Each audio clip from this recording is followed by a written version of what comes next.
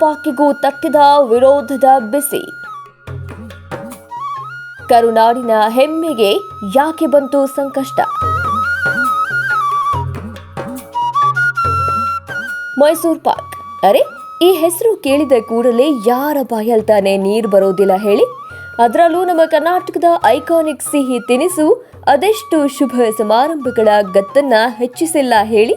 ಅದರಲ್ಲೂ ಈ ನಮ್ಮ ತುಪ್ಪದ ಮೈಸೂರು ಪಾಕ್ ಇದ್ರಂತೂ ಮುಗಿಯಿತು, ಅದರ ಲೆವೆಲ್ಲೇ ಬೇರೆ.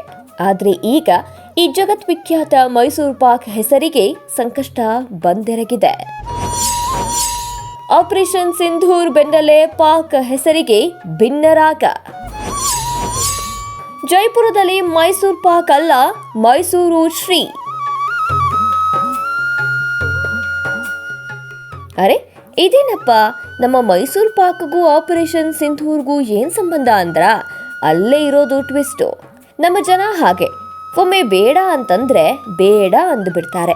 ಇದರ ಬಿಸಿ ಜೈಪುರದ ಸಿಹಿ ತಿನಿಸು ವ್ಯಾಪಾರಿಗಳಿಗೂ ಸರಿಯಾಗಿಯೇ ತಟ್ಟಿದೆ.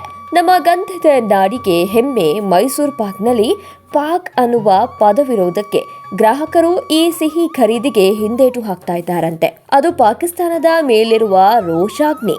ಯಾವಾಗ ಮೈಸೂರು ಪಾಕ್ಗೆ ಬೇಡಿಕೆ ತಗ್ಗಿತೋ ಅಂಗಡಿ ಮಾಲೀಕರು ಇದೀಗ ಪರ್ಯಾಯ ಮಾರ್ಗ ಕಂಡುಕೊಂಡಿದ್ದಾರೆ.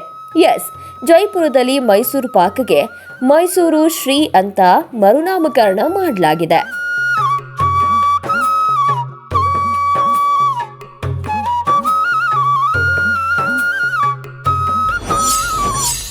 ಮೈಸೂರು ಮಹಾರಾಜರ ಪಾಕಶಾಲೆಯಲ್ಲಿ ಅರಳಿದ್ದ ಸಿಹಿ.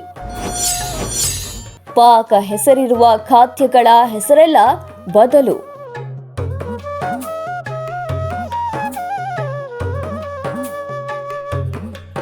ಹಾಗೆ ನೋಡಿದ್ರೆ ಮೈಸೂರು ಪಾಕ್ಗೆ GI ಟ್ಯಾಗ್ ಇದೆ. ನಮ್ಮ ಮೈಸೂರು ಮಹಾರಾಜರು ತಮ್ಮ ಪಾಕ ಪರಿಣಿತರಿಗೆ ಹೊಸ ಬಗೆಯ ಸಿಹಿಯನ್ನ ಶೋಧಿಸುವ ಟಾಸ್ಕ್ ಅನ್ನು ನೀಡಿದ್ರು. ಆಗ ಜನ್ಮ ತಾಳಿದ್ದೆ ಈ ಮೈಸೂರು ಪಾಕ್. ಅಸಲಿಗೆ ಸಿಹಿ ಸಿದ್ಧವಾದಾಗ ಇದಕ್ಕೊಂದು ಹೆಸರಿರಲಿಲ್ಲ. ಆಗ ಮಹಾರಾಜರೇ ಇದರ ಸ್ವಾದಕ್ಕೆ ಮಾರು ಹೋಗಿ ನಮ್ಮ ಮೈಸೂರಿನ ಹೆಮ್ಮೆಯಾಗಿಸೋಣ ಅಂತ ಮೈಸೂರು ಪಾಕ್ ಅಂತ ನಾಮಕರಣ ಮಾಡಿದ್ರು. ಪಾಕ್ ಅನ್ನುವ ಪದಕ್ಕೆ ಭಕ್ಷ್ಯ ತಯಾರಿಸುವ ಪ್ರಕ್ರಿಯೆ ಅನ್ನುವ ಅರ್ಥವಿದೆ.